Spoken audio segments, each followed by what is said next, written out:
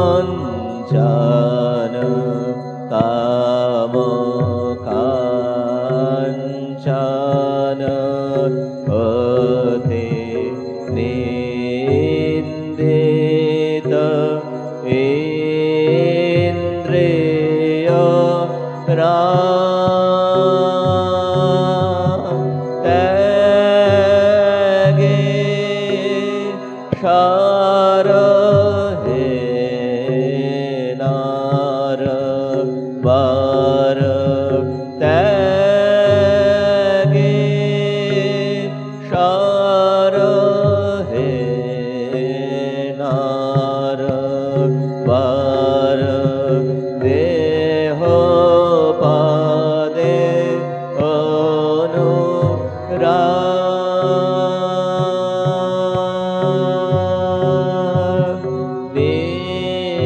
निर्भय कत সংশয় দৃঢ় নিশ্চয় মানস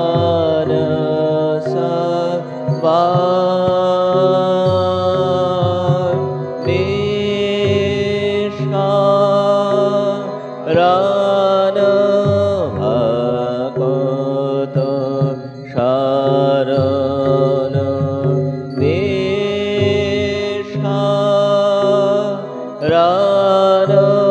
ভগত শরণ ত্যাজে যাতে ফুল মা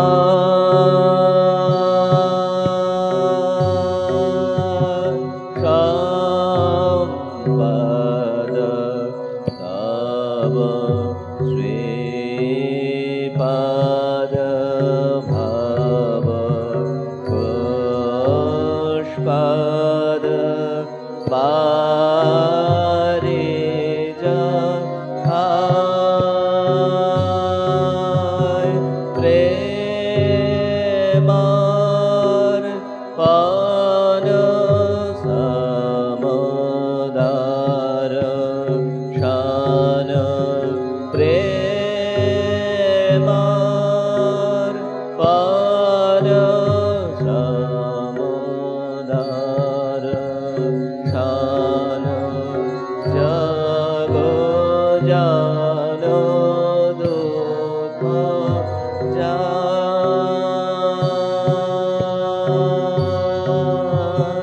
সম্পদ তব শ্রীপদ ভব পুষ্পদ পারিজাতায়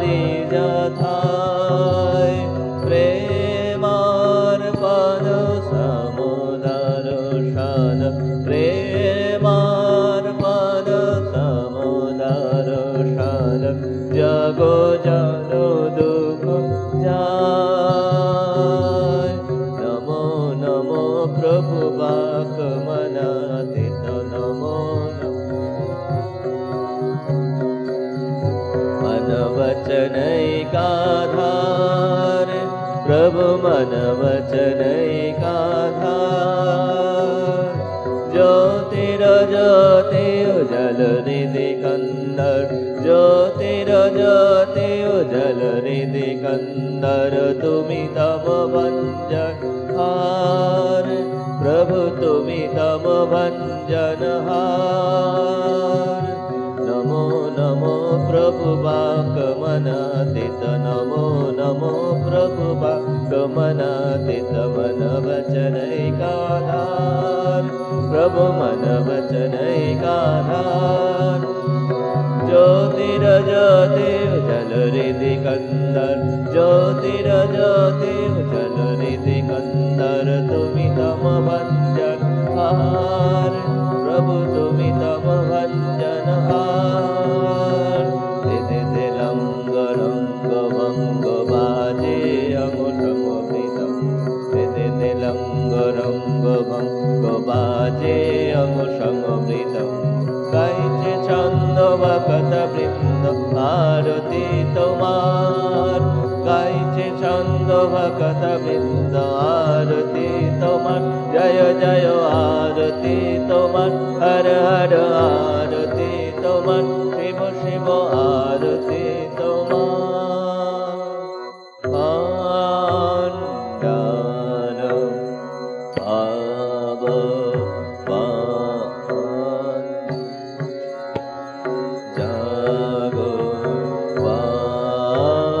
দান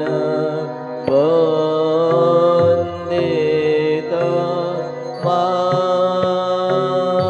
মায় জয় শ্রী গুরু মহারাজ কি জয়।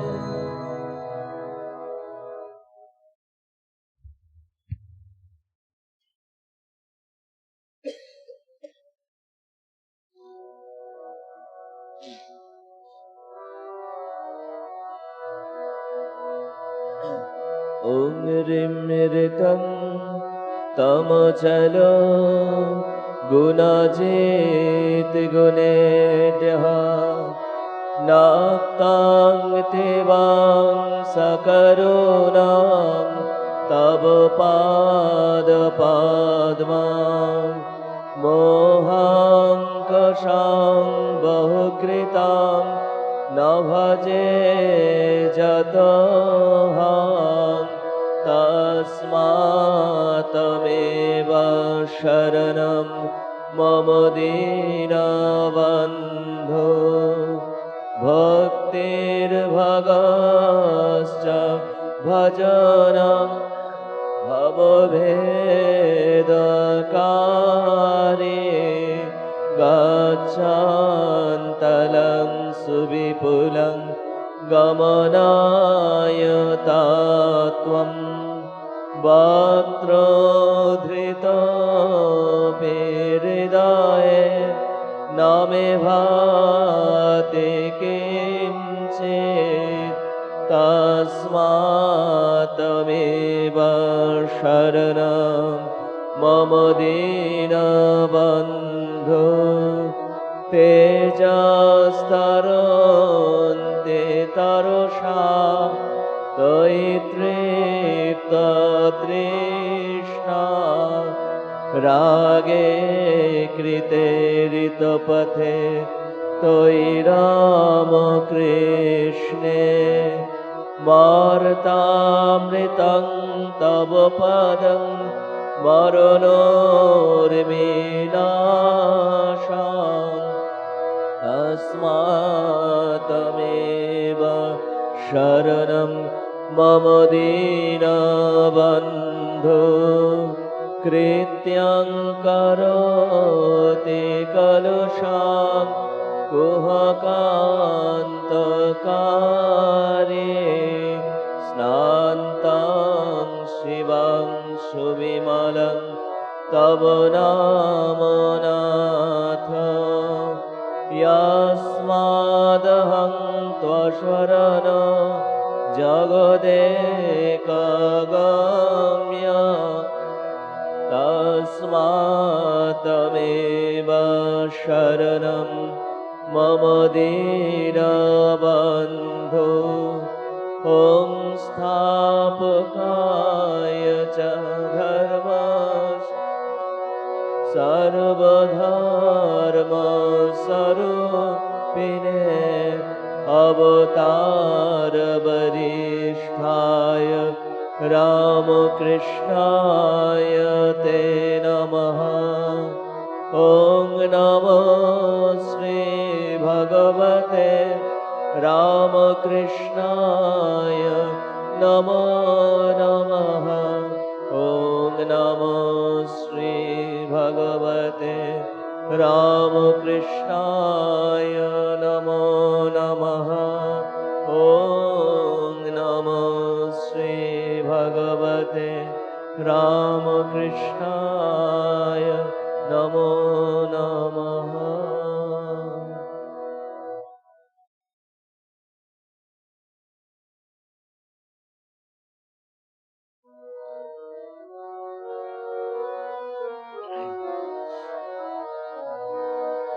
ॐ सर्वमङ्गल मङ्गले शिवे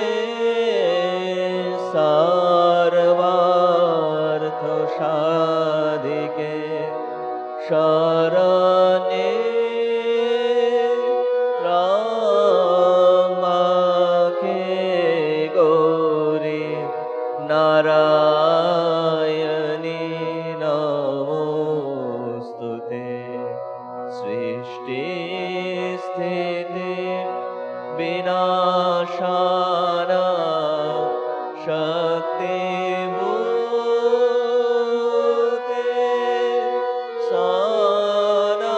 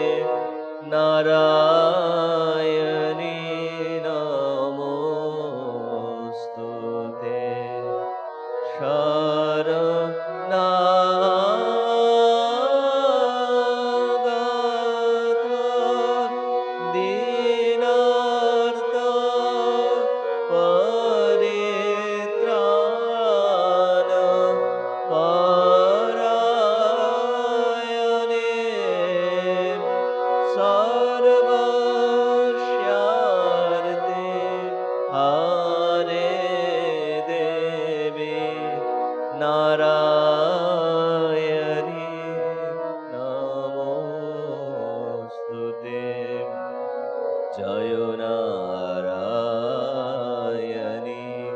Namostute Jayo Narayani Namostute Jayo Narayani Namostute Jayo Narayani Namostute.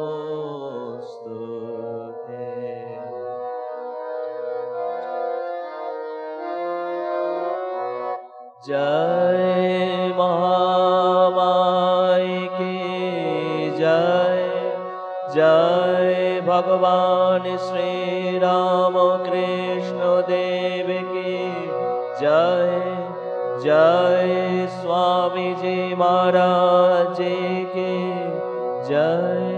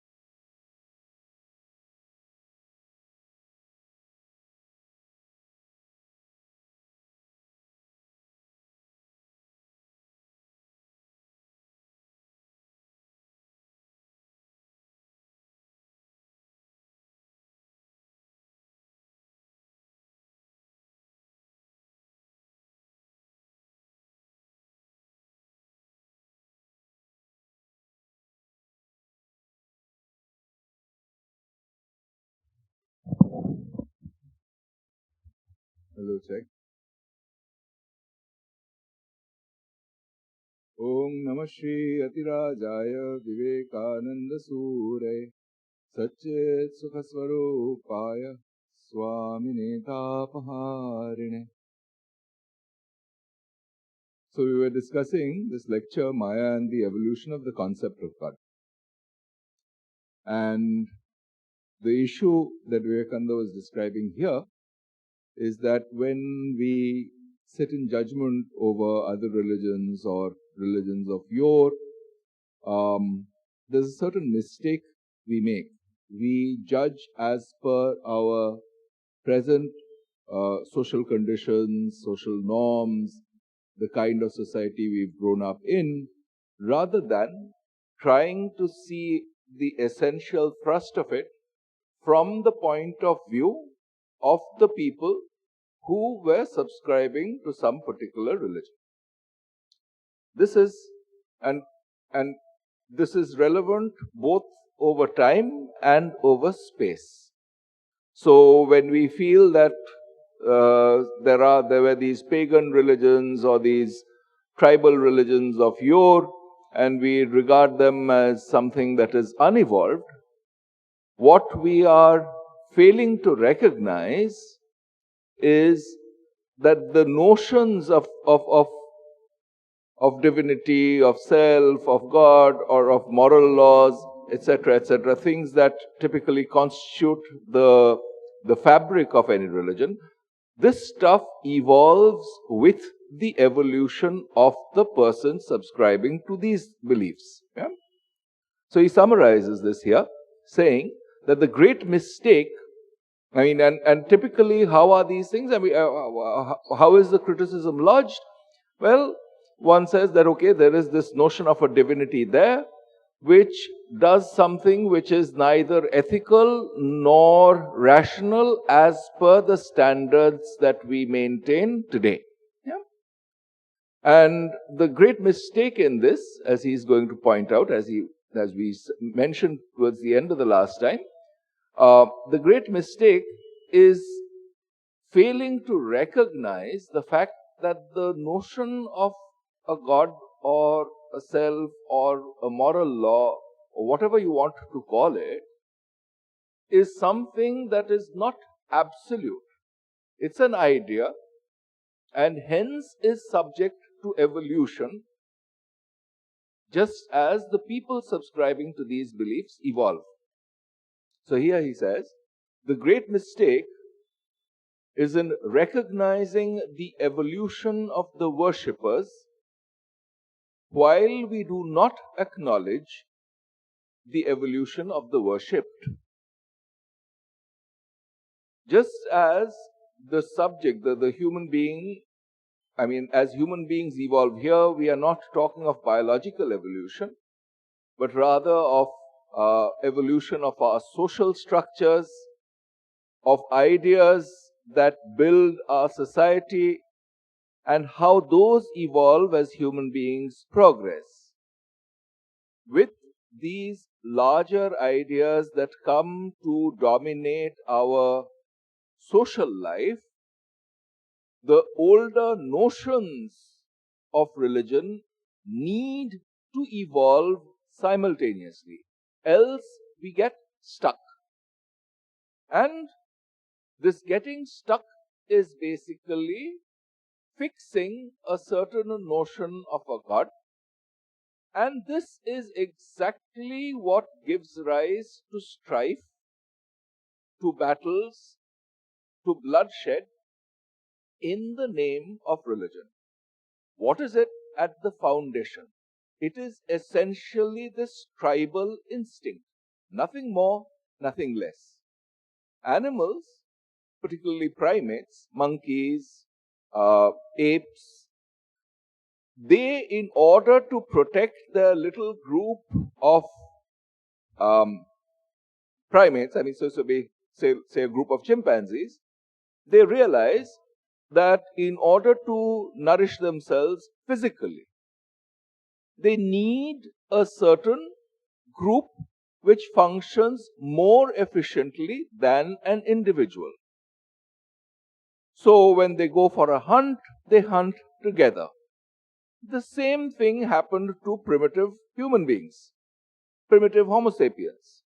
They realized that if the responsibilities are divided between various people, then the job of procuring nourishment, physical nourishment, and protection from inclemency in weather, these things are better handled if there's a larger group of people bringing their resources together and addressing these problems. Now, those people, in order to bind this group of individuals together, they needed to have some narratives, some stories. And as has been mentioned in one of the lectures before, this final difficulty of mortality of human beings. Yeah? That it becomes difficult to accept or understand our own mortality. So we try to understand these things in terms of narratives, in terms of stories, in terms of mythology. And then a certain story or a certain narrative, a certain mythology is something that binds some group of people together, and this becomes a kernel for a religion, for a group of people. And these start spreading, But as human beings progress, they subject these notions to enquiry. Enquiry based on what? A, the earlier gods might not look ethically correct from our vantage point at a later date. Then they have to be revised. At worst, they have to be dumped, thrown in the dustbin. Why? Because these ideas are living only because human beings subscribe to them. One, ethical. Two, irrational. Suppose human beings have progressed with respect to their rational faculty, with respect to reason, and the gods have not. Well, then they will not be able to withstand rational enquiry. So, various notions, according to our moral and rational judgments, they have to be subjected again and again to this kind of enquiry, and this is what makes these notions, these stories, these narratives that bind us together, they evolve. And hence, the notion of a God evolves. This is at the basis of these statements that Vivekananda is making here. One's own notions of ethics, of reason progresses. The notion of a God necessarily has to evolve along with it or be dumped. This is the basic thrust that he is taking here. So this is the ironic statement he had made, he meaning this, the worship is not credited with the advance that his devotees have made. That is to say, you and I, representing ideas, have grown. These gods, also as representing ideas, have grown. This may seem, and now he comes to the counterpoint. See, there are two things. One is this notion that we have, which is an idea, possibly a living idea, in the sense that it influences our lives, is something that changes. At the same time, there is a seeking for a permanent. And so this idea of permanence, of unchange, of absence of change, for which we crave, is also simultaneously imposed or superimposed on this notion of a worship. So our minds are in this constant state of contradiction between dual pairs. On the one hand, we would like to evolve. If we evolve, then the notion of a subjective ideal, call it whatever you will, the word used is not important. The subjective ideal necessarily has to evolve along with the evolution in our thinking process. On the other hand, any aspiration comes along with it very often. What is the end of all this? This question needs an answer. And so we think of some permanent stuff. Some permanent moral law, some permanent ethical being, some permanent perfectly rational being, etc., etc. And then we impose these ideas of our own ideas of permanence on such a worship. So this may seem, this contradiction is what he is underlining here. So on the one hand, he has talked about evolution of the worshipped along with evolution of the worshipper. But then he says, this may seem somewhat curious to you, that God can grow. But what's the converse notion? He cannot. He is unchangeable. But as soon as you bring in this notion of unchangeability, permanence, to the notion of a God or a worship, it immediately implies that this idea is there in our hearts. Without that, If this idea was completely alien to us, we would not have recognized it. So the very fact that we are imputing an attribute of permanence on the worshipped, on a God, immediately brings to us the idea that there is in ourselves something permanent, something unchanging. And the question is, how do we inquire into that? What aspect of us is unchanging? So God can grow, this is a curious idea, He cannot. He is unchangeable. And immediately He says, in the same sense, the real man never grows. In other words, the question becomes, once you ascribe permanence to a worship, to a God, to a subjective ideal, to a moral law, as soon as you ascribe permanence there, the subjective question that one should immediately be asking is, what is it in me that ascribes this notion of permanence? Where is this idea of permanence coming from? From my ideas.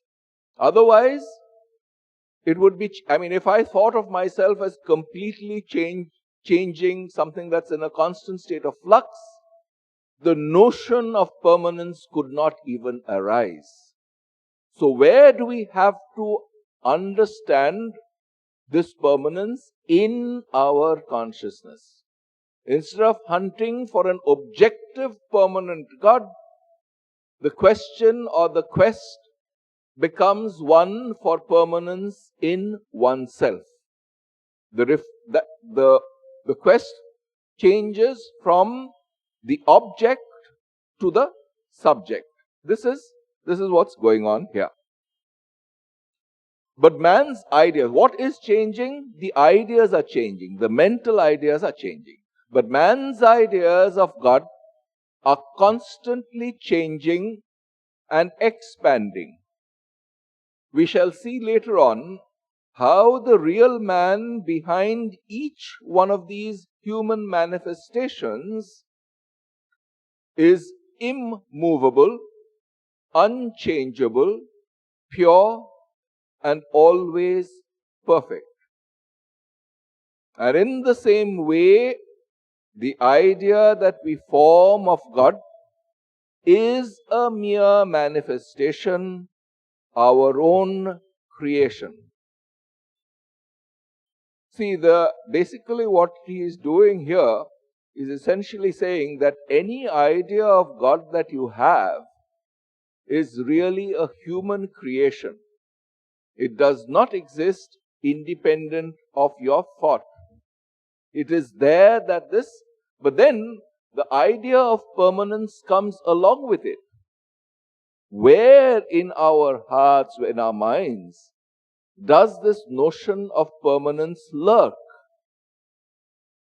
The objective quest for a divinity outside, or an objective quest for a God or a moral law or anything, or a divinity or a worship, finally boils down to a quest in our own subjective consciousness. What is it in us that is bringing out in our consciousness these ideas of permanence, these ideas of purity? If those were not ours, we would not be seeking them. This is the basic point, basic thrust of his logic here. So, the idea that we form of God is a mere manifestation, our own creation. Behind that mind, that means cloaked by our mental ideas, covered by our mental ideas, is the real God who never changes, the ever pure, the immutable. This is what we are seeking for. This is the goal of the quest. It drives us, it energizes us. Not the one in flux, not the idea that's constantly evolving. Once we sort of say that it is evolving, the question comes, what is it evolving towards?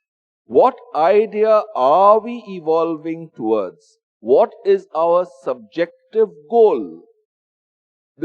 What is it that imputes meaning to our lives? What overarching aspiration do we have that embraces, encompasses, and tries to draw into one focused stream all our aspirations, all our dreams, all our hopes? And that is this notion of changelessness, purity, immutability, etc. But the manifestation, including our thoughts, including our ideas, is always changing. What is it changing towards? Revealing the reality behind more and more. This evolution then of our minds is to expose and reveal more and more of this reality. What is it that is permanent about us?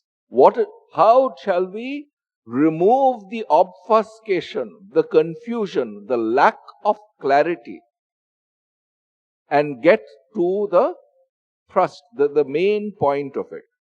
This is the quest, this is the subjective quest. Quest for clarity, quest for permanence. When it reveals more of the fact behind. See, this is the point when the mind no longer is satisfied with stories, no longer is satisfied with narratives. It wants truths. Above everything else, truths. See, the Sanskrit word for that is satya, right? Comes from the root sat, which in turn comes from the verb us. Yeah? Us is the same as the English word is. What is? More clearly, what is permanent? All these things are changeful. So we cannot hold on to any of them as something that is. But the point is that as soon as we speak, as we converse, as we interact with the world, our own existence is no longer in doubt.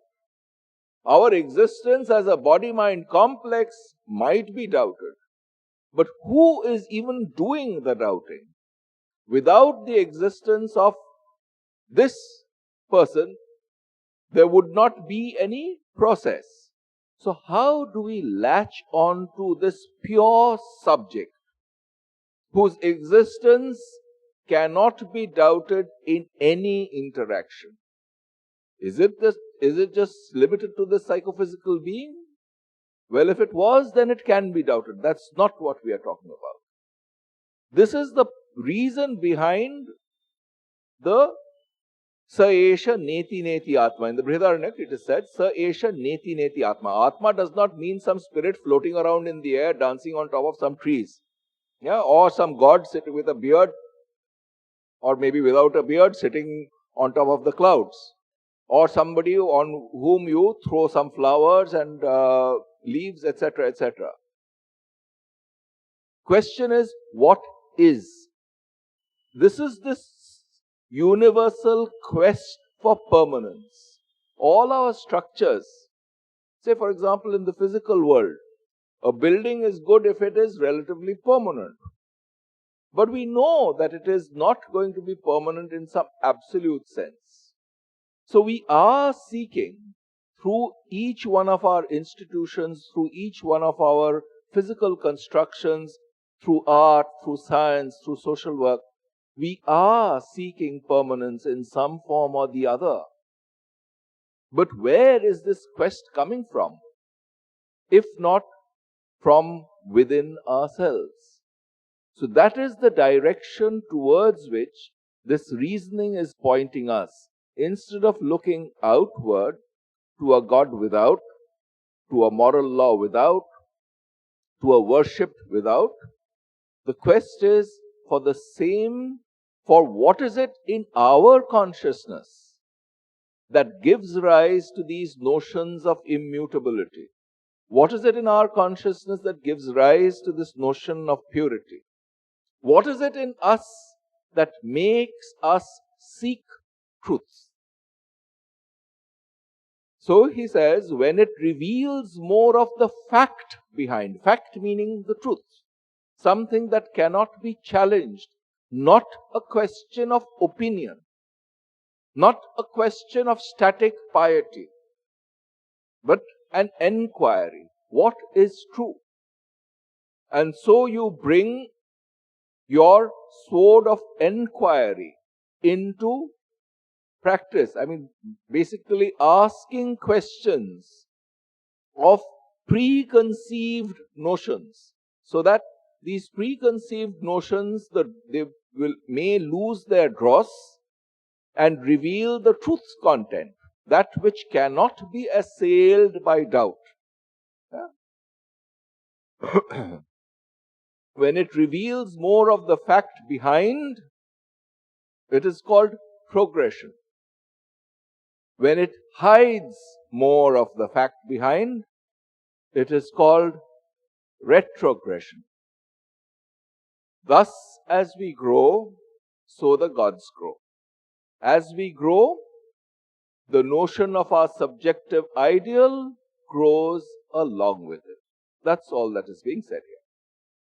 From the ordinary point of view, just as we reveal ourselves as we evolve, so the gods reveal themselves. See, we keep talking of mysterious and mystical things, where actually at the end of the day, what we are gunning for is something very simple. Our minds complicate things. We put in various hypotheses, say that we have faith in such and such a belief system. And you inquire, ask questions of it, the belief starts weakening, and there hasn't been enough examination of those beliefs. The reaction is through aggression, through anger, etc., etc. Why? Because those things were irrational and were not subject to enquiry. In other words, what we are after very often is a comfortable narrative, a comfortable story, but not the truth. And so what happens? If the central guiding motive is for the truth, which is the point of all these lectures, then what happens is that, well, if there is a belief system which is not compatible with enquiry, with rational enquiry, with a quest for truth, then we shall feel no pain throwing it away. It's like throwing out a toy. Yeah? One has grown out of that phase. But if on the other hand, there is something to which one clings like a child, without having asked whether this is of really value anymore, is this really the truth I am seeking, then taking it away by the process of enquiry is going to cause us pain. We shall now be in a position.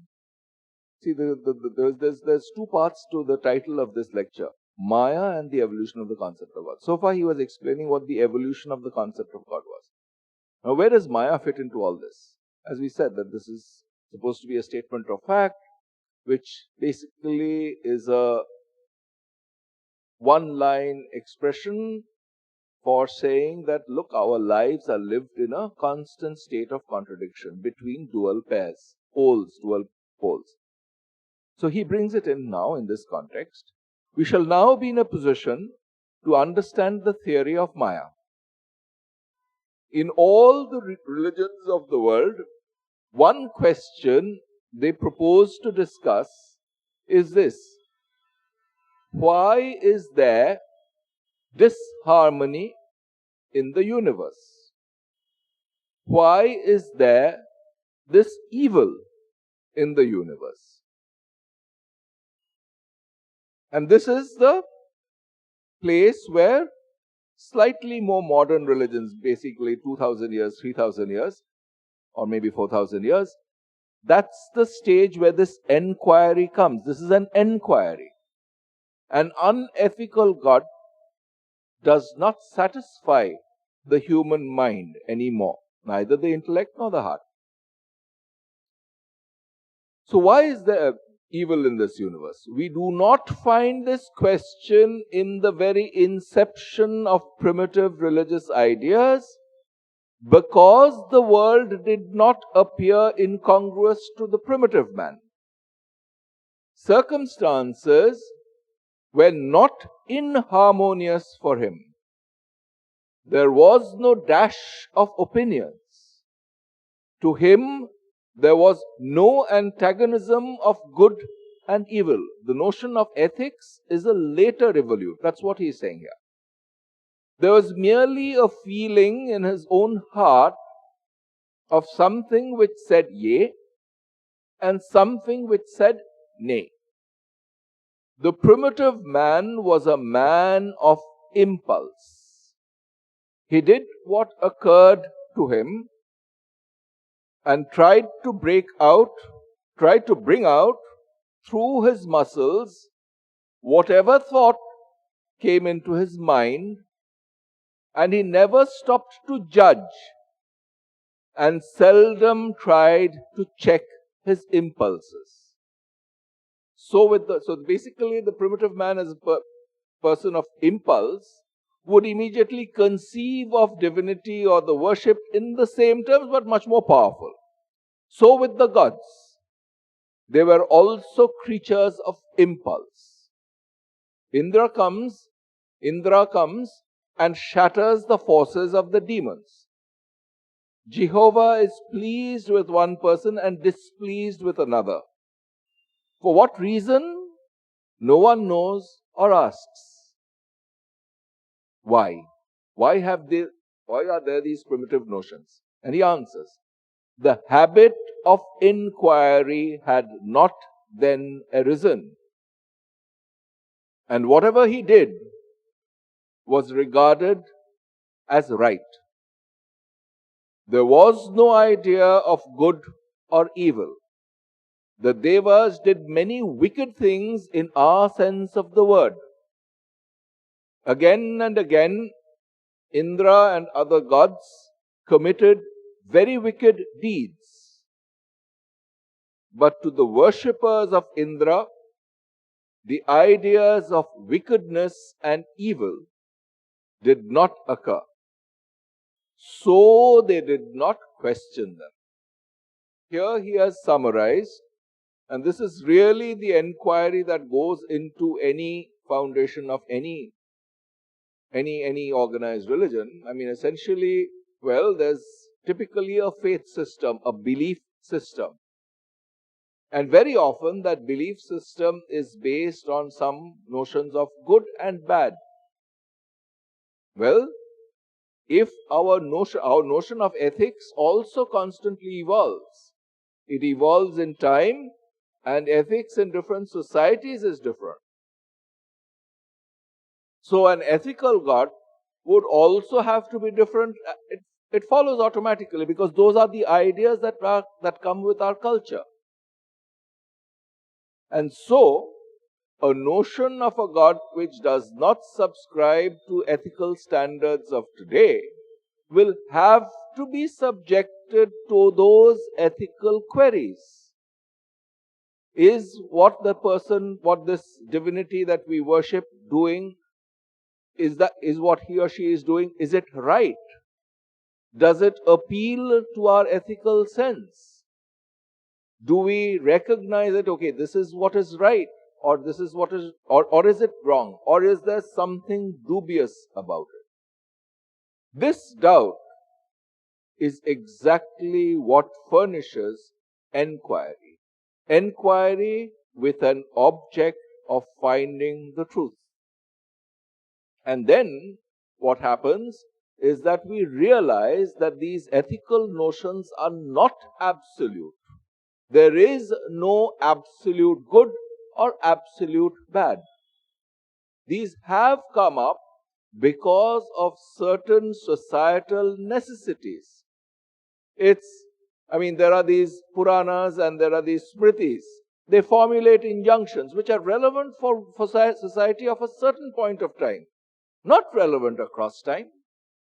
And now, if we try to impose those standards today, there will be zillions and zillions of people who will simply say, no, this is not a moral thing to impose on society at large. If it is, then it should be subject to enquiry, rational enquiry. And this rational enquiry, in terms of more global, more universal ethical standards, this enquiry is what leads us forward to deeper and deeper realities. Okay? So, what happens when these ethical ideas advance and our capacity for enquiry becomes subtler and deeper is what we'll come to in the next class. Om Shanti Shanti Shanti. Harihi Om Tat Sat. Shri Ramakrishna Arpanamastu.